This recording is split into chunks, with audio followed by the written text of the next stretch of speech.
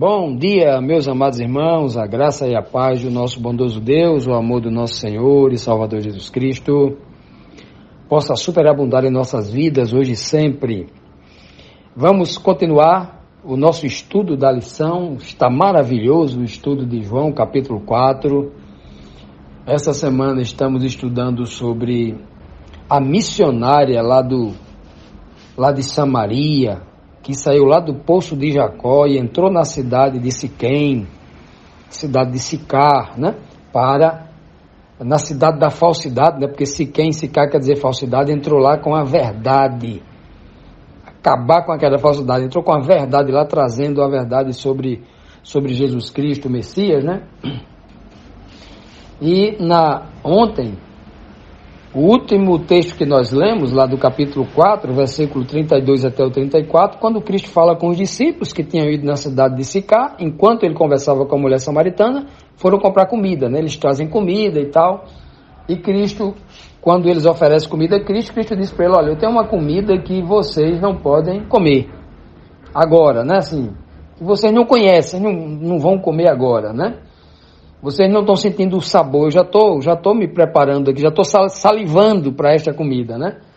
E então, a mulher foi na cidade, né? Ela foi para a cidade e ela vai anunciar lá, né? Com certeza, o pai já tinha revelado a Cristo que ela saiu para falar na cidade para o mundo inteiro, e muita gente viria, né, para falar com Cristo, para conhecer a Cristo, e Cristo já estava preparado para alimentar esse rebanho de ovelhas que viria, né?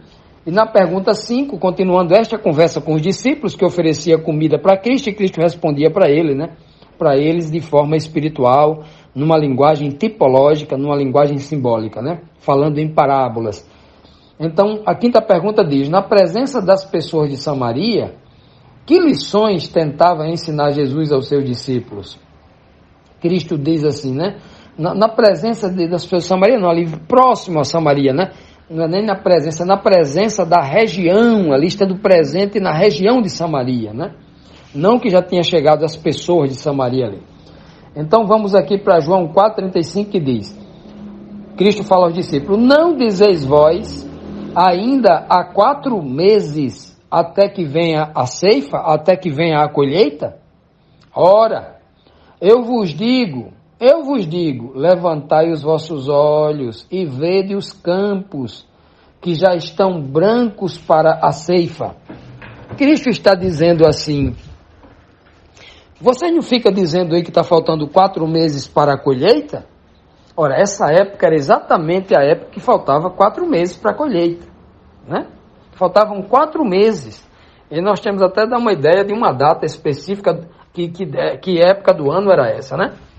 Aqui no Nordeste, por exemplo, existe um costume das pessoas que vivem da agricultura de subsistência. Eu conheço muita gente, pessoas pobres, né, pessoas carentes, né, o agricultor que tem pouca terra, tudinho, ele planta ali o feijão, o milho, agricultura de subsistência, para ele comer o ano inteiro, né? No próximo ano ele vai fazer tudo de novo, vai plantar tudo de novo. E meu pai, por exemplo, faz isso, ele planta. Não que ele necessite disso, mas que ele planta. Milho, feijão e tal. Então, essas pessoas, eles plantam em que época? Tem um costume aqui no Nordeste, que eu acho que é dia 19 de março. Acho que é 19 de março, terceiro mês. 19 de março, ou é 20 de março, que eles comemoram aqui o dia de São José. Tem um costume aqui, tem uma lenda aqui no Nordeste, que diz que se chover no dia de São José, dia 19, dia 20 de março, aquele ano é um ano bom de chuva, né? E o povo vai ter boa colheita. Todo ano é assim. Tem ano que chove bem nesses dias, mas é um ano ruim, é um ano de seca em algumas regiões. Mas eles continuam nessa crendice, né? E eles sabem que se chover no dia 19, essa crendice, dia 19, eles dizem, igual o discípulo dizia naquele tempo, falta 4 meses para a colheita, eles dizem o seguinte, se eu plantar dia 19 de março, eu garanto que no dia 19, no dia 20, ali, do dia 15 até o dia 24 de junho, que é o dia de São João aqui, ele vai ter milho para comer na fogueira.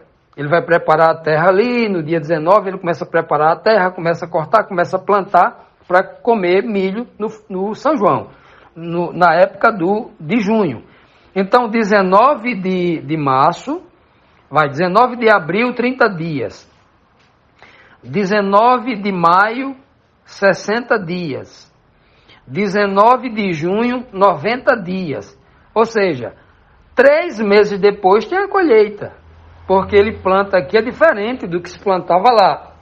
Né? Que a principal substância era o trigo. E hoje aqui é o milho ou feijão. Então Cristo diz, fala isso. Então é muito fácil para a gente entender essa linguagem de Cristo, usando uma linguagem do campo, usando uma linguagem que todos eles conheciam. Então, quando ele diz, vocês não dizem que faltam 4 meses para a colheita? Aí Cristo utiliza essa linguagem do campo, agora traz para uma linguagem espiritual. Porém, eu digo para vocês que os campos já estão brancos. Por que branco? Porque o trigo, ele é verdinho. Quando os cachos, quando as espigas estão maduras, ficam branquinhas, ficam douradas, depois de um dourado vai ficando bem claro, quase branco.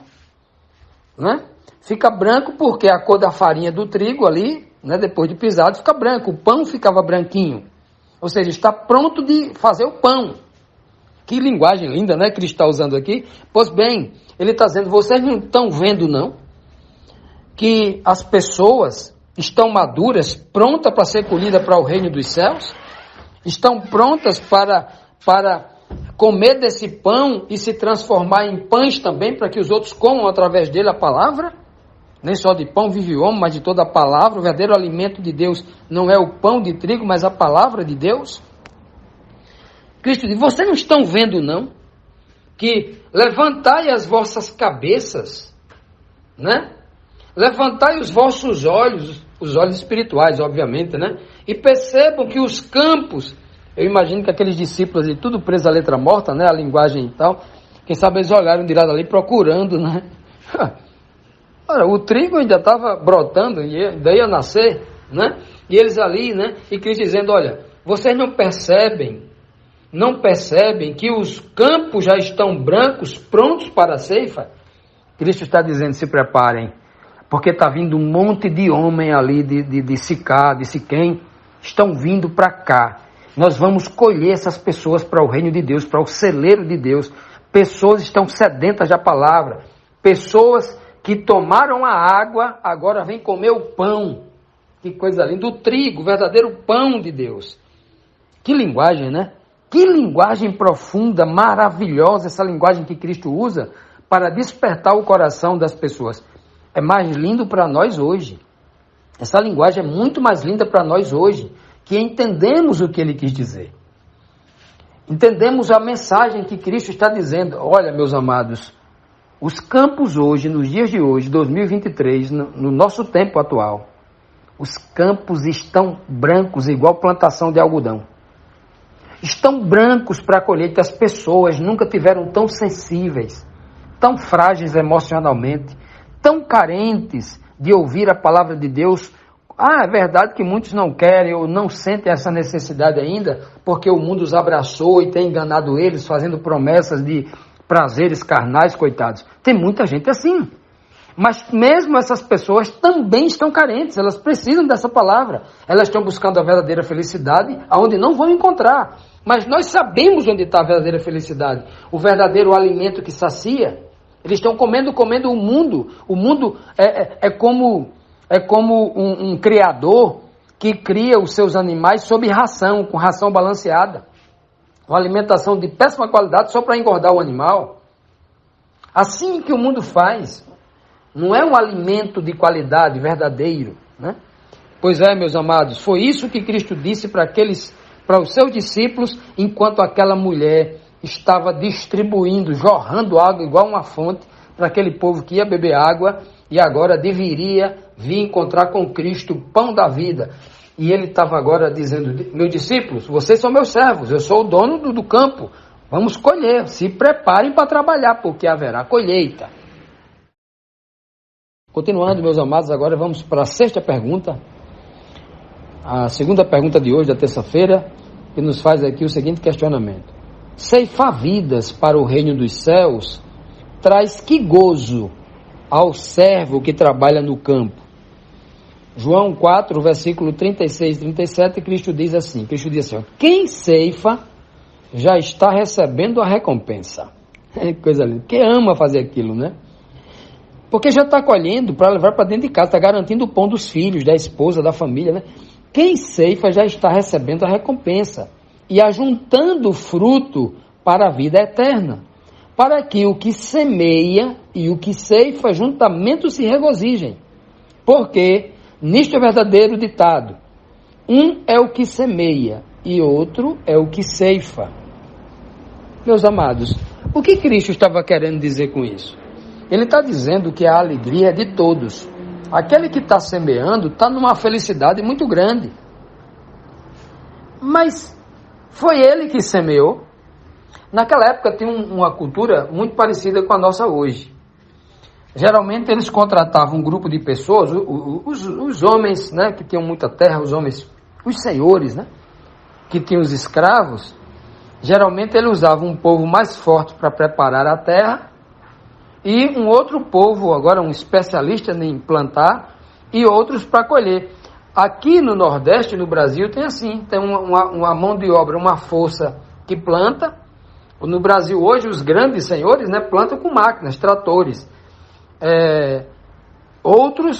Inclusive outros colhem também determinadas sementes, né, culturas, se colhe com outras máquinas gigantescas também. Mas em muitos lugares aqui do Brasil, um é o que planta, outro é o que colhe, né? Tem muitas culturas que é assim.